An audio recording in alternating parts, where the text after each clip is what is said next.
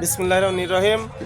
আজকে একটা ভিডিও দেখা, মূলত ভিডিও ছাড়ার উদ্দেশ্য ভিডিও করছি না, কিন্তু তারপরেও ছাড়বো আপনাদের দেখানোর জন্য যে আমাদের একটা দোকান আছে, একটা ছোটোখাটো মিলও আছে।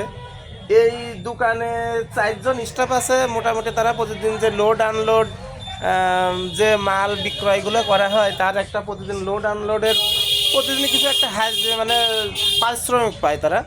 পারিশ্রমিক শেষে প্রতিদিন 10 টাকা, 5 টাকা, 20 টাকা করে গোছায় রেখে রেখে ওরা মোটামুটি ঈদের দিন ভাঙার জন্য বা ঈদের দিন ওই ব্যাংক যেটা সঞ্চয় করে ওটার ভিতরে রেখে দেয়। রেখে দিয়ে ঈদের দিন আর কি সেটা কয় টাকা হয় দেখবে। তাদের একটা এই যে ইচ্ছা যে 2 মাস 3 মাস কি 1 মাস অল্প অল্প টাকা জমিয়ে রেখে যে কিছু টাকা এক জায়গায় করলে তা কাজে লাগে, তার এদের কিন্তু একটা বাস্তব প্রমাণ আজকে দেখেন। এটা এই জন্যই ভিডিওটা করা। টাকা কিন্তু দেখেন মোটামুটি যথেষ্ট টাকা হয়েছে।